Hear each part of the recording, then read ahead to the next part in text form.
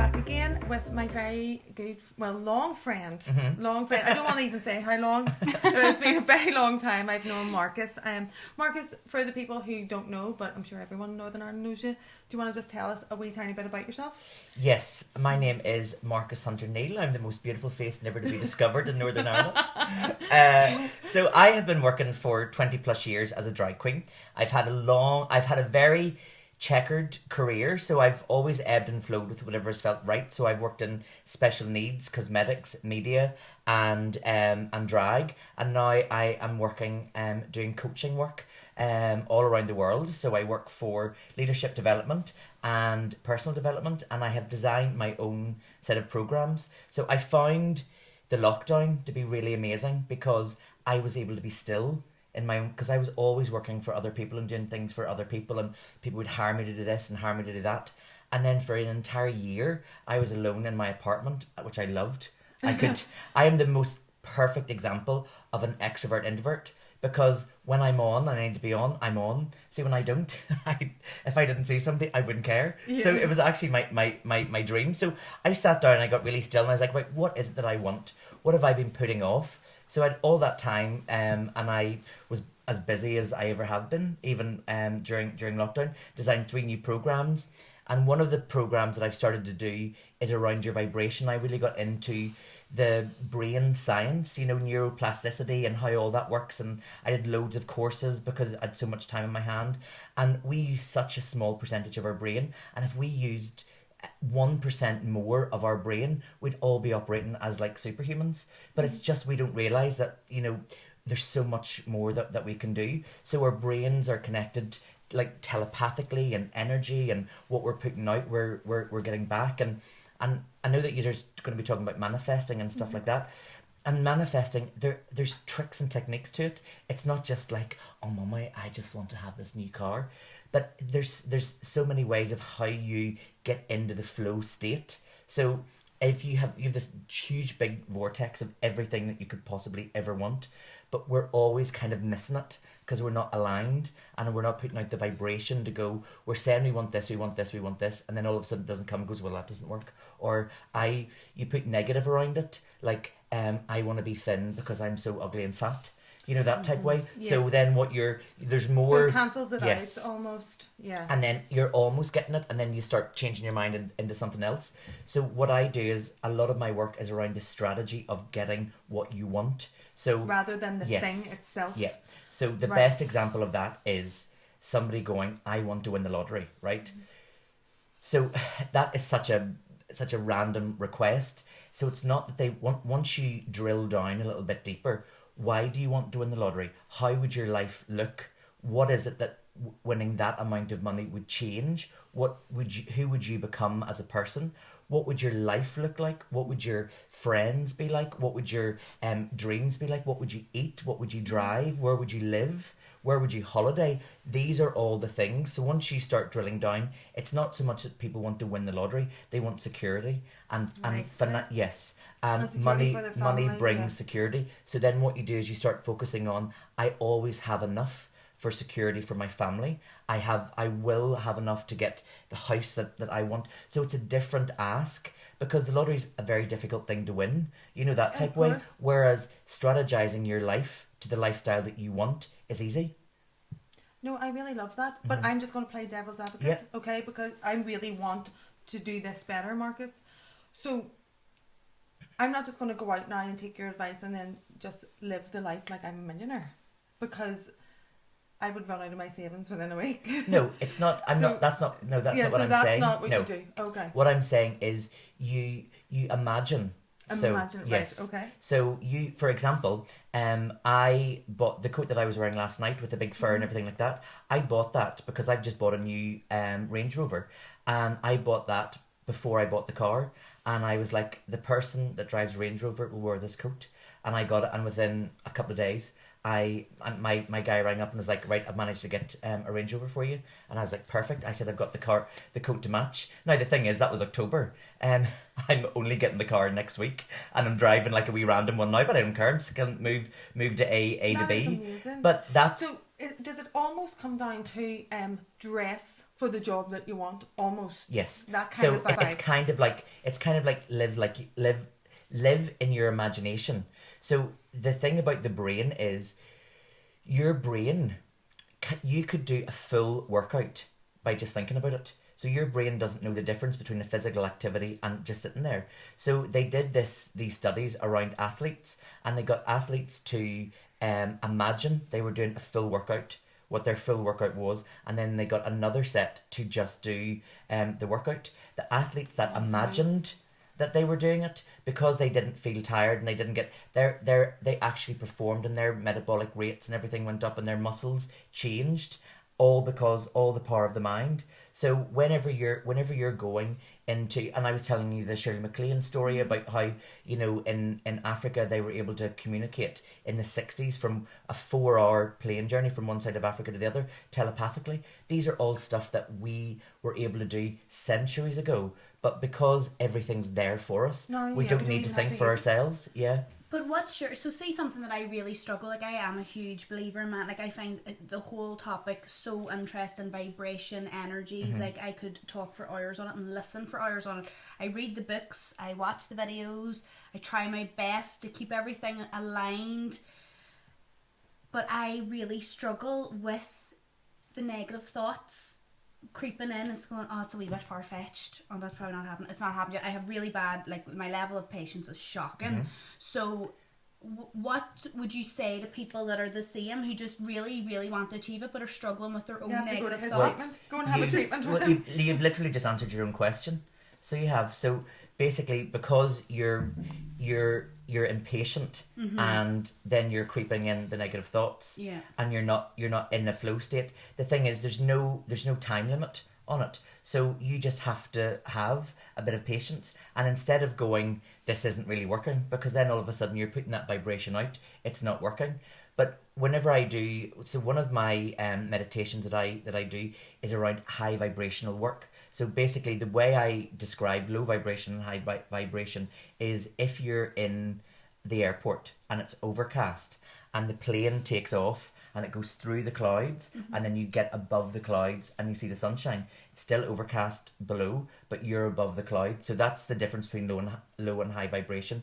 So if you live in a low vibration, everything you still can do your everyday things. It's trickier, it rains, and it's not as comfortable as when you're above the clouds and the sun shines. That's the easiest way that I can describe it. So once you start operating above the clouds and the sun is shining, everything starts coming in much faster and much easier, and then all of a sudden it's recognizing when little things work and giving thanks and being grateful for the life that you have, and not just going, oh mama, I just really want to get the man of my dreams, I want to get this and I get that. Were you listening to us? Yes. It has to be 6 footer, like that's it.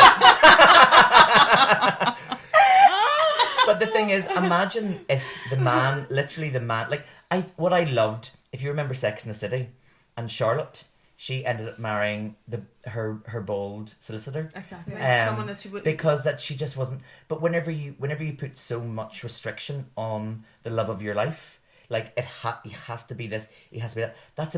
That you could find that, but that's a very big pressure on yourself, because then you're not open to somebody who could be perfect, that's maybe an inch smaller than you would like. But if you were to spend the rest of your life with somebody that made you daily and truly happy, and that you were in love, would you really care if they were half an inch or an inch Probably or 2 inches? Not. Yeah. Probably but you're not. putting out the really conflicting he has to be this, but actually I don't mind if he's this, but he has to be this, but I don't mind if he's this, and I don't mind. So then just be open. You're just kind of like whatever. So I don't, if anyone asks me what's your type, my dating history is like the United Colours of Benetton. Like I think I have dated every shape, size, height, and to the point where I've gone with like fit fellas, I've gone with really overweight people. I went with somebody, and I was trying to describe to one of my friends like just literally how big he was, and I said, like, it was like hugging a wheelie bin. Like the only way I can describe the size of him. But I mean, the thing was, we had a great connection, and I didn't care. See, that's what we were talking about. Like when we're talking about dating apps, not to get off topic, but it's purely on what Yeah, they look superficial. like. You know, it's a bit superficial, and going back to the the old ways of meeting people is probably would be ideal. But if you think about it now, culturally, we have, like, as a society, we've changed. Like, you would, if somebody walked up to you in a bar and said, "Could I buy you a drink?" You'd be You'd like, die. "Oh, he's going to roofie me." Exactly. You know what I mean? So No, that's we've something got we're out of the way now of actually starting human connection. I didn't meet you on an app. If you're not verified, if we haven't done a video call, then you don't exist. You know, and You're so right. Like we, if someone come up to us and say, "Can I buy you a drink?" We'd be like, "Who's this weirdo?" You know, you probably would think that now. Yeah. Because it's been so So long and long. that's happened.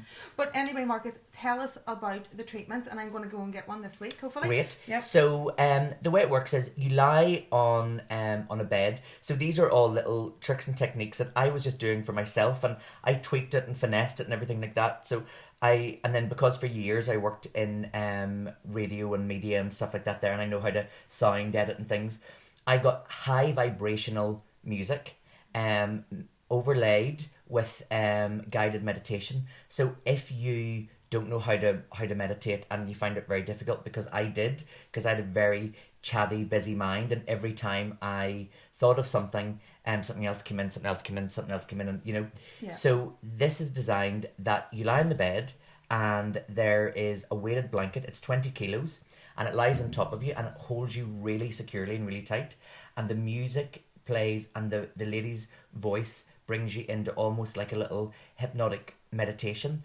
And if you fall asleep, you fall asleep, and there's nothing wrong with that. So you don't need to do anything, you just have to lie there. And then the music and the sound, it's like a big sound bath that like lifts your vibration, and it's so magical to the point where it sometimes even makes me, like, even though I know how good it is, but like I had a girlfriend who came to do it, and her focus was she wanted to get to 13k in running, and she'd done the couch to 5k and then 10k, and in her running time frame she couldn't get past 11, and she'd been running at 11 kilometers in this time frame for months and months and months, and she just couldn't break it.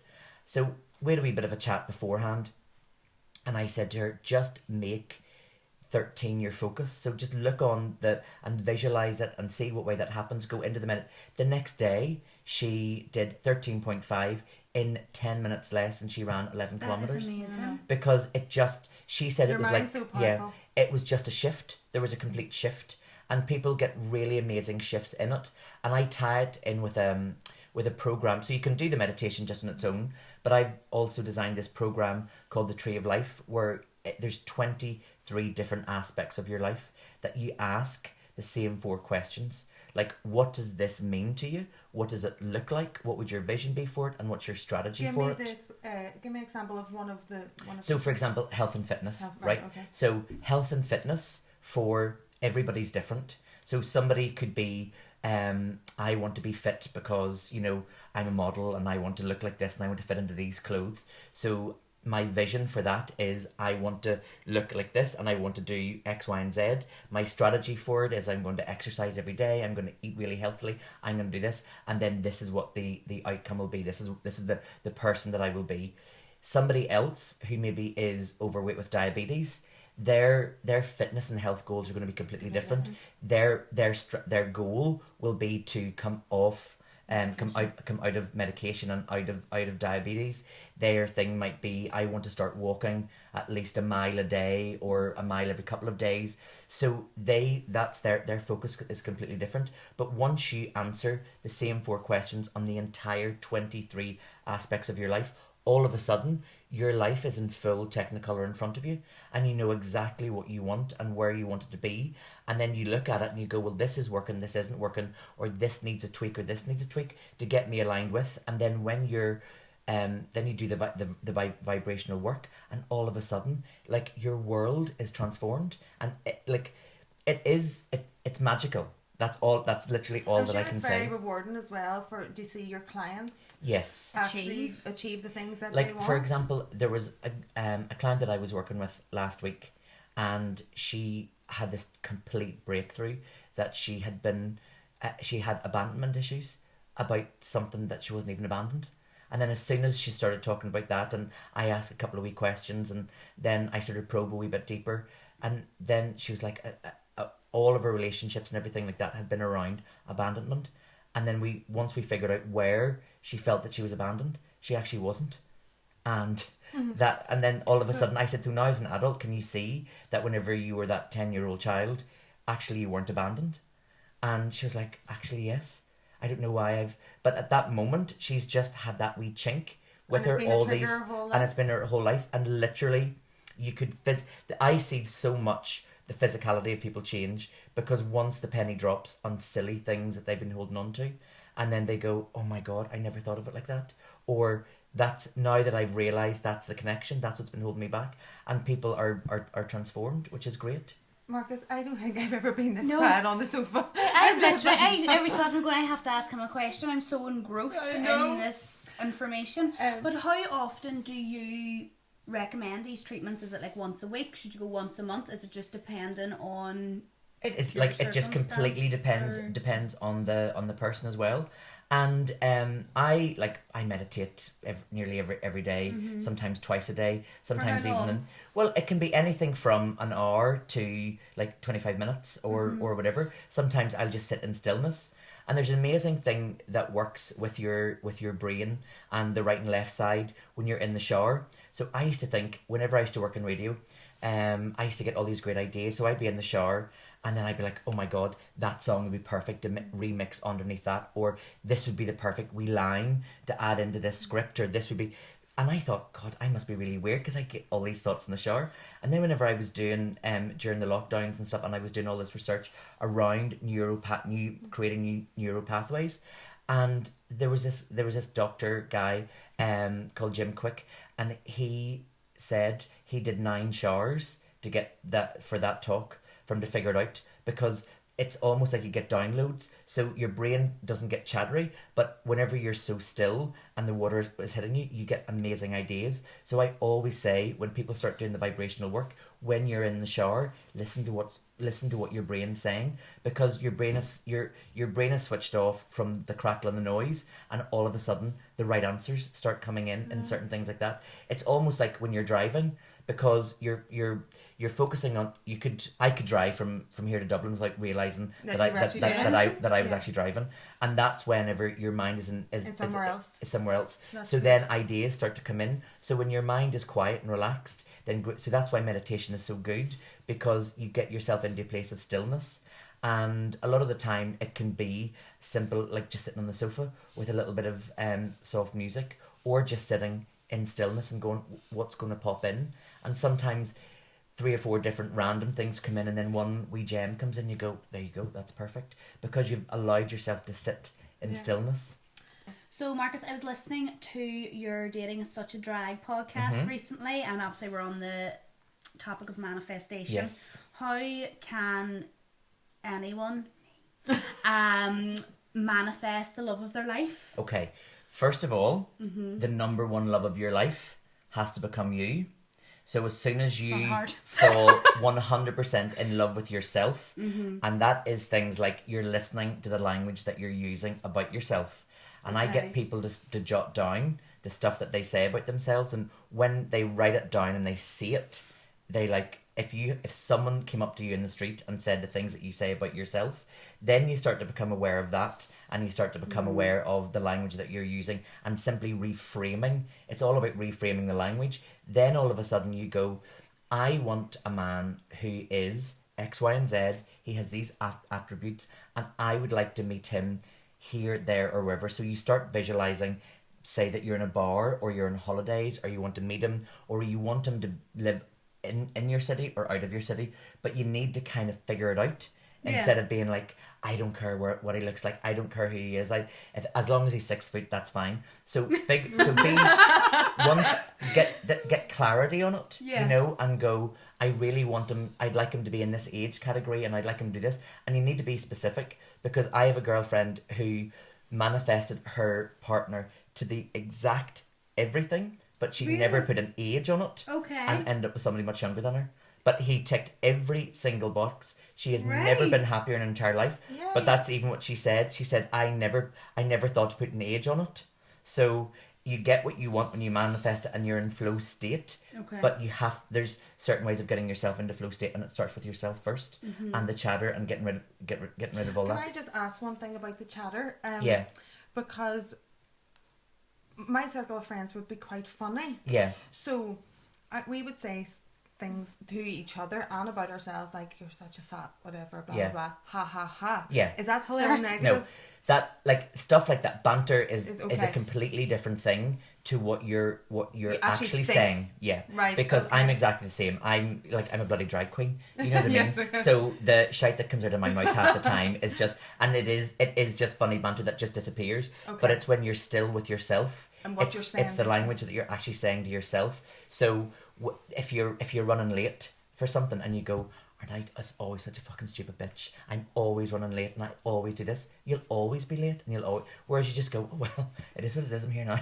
You know, like that's it. You know, there's no. Or if there was traffic's out of your control. If you slept in, you slept in. It's not that big of a deal. No one dies. You know, no one died because you're 2 minutes late for something or you're 25 minutes late for something. Who cares? We start putting ourselves under so much pressure. We're so hard on ourselves. Yes, and once you get rid of that, I literally dance to the beat of my own drum. I dance to the beat of my own drum. I do my own thing, and everything just sort of falls into line. I don't give myself a hard time over stuff. I've put on 2 stone over the lockdown and stuff like that. There, it's not like I'm sitting going, "Oh my God, look at you." Now, when I go to put on clothes, I'm like, if you hadn't had so many wee glasses of wine during lockdown, or if you had ate less and moved more, you'd have fitted into this dress. So you're going to have to get something else. But I'm not saying I'm a fat bastard or anything like that there. I'm going, I know why I don't fit into this dress, so I make a joke of it to myself. So it's a completely different way of going. It's a different tone. Yeah. And the thing is, slowly but surely, things like my it doesn't bother me because it's slowly but surely coming off. And people were locked up in their houses, and I got lazy, so that's understandable. So I give myself a break over that. You know what I mean? See, like, you're obviously a very understanding person, but where, like, this might be a little bit personal, you don't have to answer it, but where was the turning point for that? Like, have you always just had an interest? Were you always like this, or was there a turning point where you've just went, I need to change myself, I need to change how I'm thinking? Was it a certain age? Was it... The funny thing is, so I think, going back, because that's a great question, for me, I have always been like this. So even, like, I had the most horrific time, like, there's a whole nother show around my time at school, right? Mm-hmm. Horrific for 5 years straight. But even then, I was kind of like, once I'm out of here, like, I used to feel sorry for them, because I used to think, this is all you've got, as soon as I'm out the other side. But I didn't know that I was thinking differently to other children. It's not until you get a little bit older. So it's something that's always been in me. Built in you. And then I was getting this reading from this medium, and he actually refunded me my money. He said, I don't know why you're here. And I was like, oh, well, because, like, my friend went to you and she got a great reading. And he goes, I have to give you your money back, because I'm not telling you anything that you don't already know. That he had never met anybody whose soul was so aligned to the life that their life contract had made. And he said, you're on the right path, you're doing all the right things, I just don't know why you're here. And he said, I've never met anyone who's so aligned with themselves, but yet doesn't realise. So all these little things. So whenever I used to work in cosmetics, they had this, I worked for Benefit, and it was called the Benefit Way. So everything had to be done the Benefit Way, and this, that, and the other. And then the teams that I worked for, that worked with me, were ridiculously successful, like to the point where monetary value per head, not how much the counter lifted, but how much each girl lifted per head, we were second in the company to Oxford Street. Oxford Street in London was there, and everyone then used to say there's the Benefit Way or the Marcus Way. If you can do, we're happy for you to do the Benefit, but if you can do the Marcus Way. Even better. And nobody really knew what the Marcus Way was. And then it wasn't really until I got a little bit older and started doing, more work around leadership development and things like that there, and thinking, well, what was it that I did that was different? And it was, everyone felt valued, and everyone felt heard, and everyone had, sometimes girls have periods and they're a wee bit down in the dumps and they want to take themselves off a bit. I didn't care. If girls needed to come in and maybe their mummy wasn't well or the childcare issues, do it. Take a bit of time off. And so they had a free enough reign but when they were in, they worked really hard because they were respected and they were heard and they were understood. I signed off products, you know, like testers, didn't cost me a penny, but they were building up their makeup kits, so they worked hard to get these products, and then it was like a win-win for everybody. Yeah, I think that's so important. It was stories like, I think back to when the likes of even being at school with teachers, the teachers I worked hardest for were the teachers who you were able to go in and have a wee light-hearted conversation. They didn't use firmness as their like way of getting your attention. Like, it was always easy going. It's the same with bosses that I've had. Like, my managers that I've got on with have always been nice, easy going, allowed you to speak, and wasn't like boom, boom, boom all the time. If you tell people what they have to do, if you say you have to do this, you have to do that, you have to do the other, they'll do it, and that's it. If you inspire somebody to do something, they will go over and above. They'll do it and then some, you know. Yeah. 100% agree. Marcus, thank you so much. We're going to have all your details up on the screen for anyone who wants to get in touch with Marcus. Perfect. I'm free to good home and almost house trained. Single. I don't mind if you're 6 foot or 2 foot. No, you know. He's looking for a soul connection. I am. As long as you're funny and you make me laugh, I don't care what you look like. Thank you so much for coming Oh on my the god, brunch no, club. thank you. I've loved it. Where's the brunch? I'm waiting on the brunch. I think it was missold. Oh, you were. Sorry. I thought I was getting You're fed. the same to the rest of them. Thank you so much.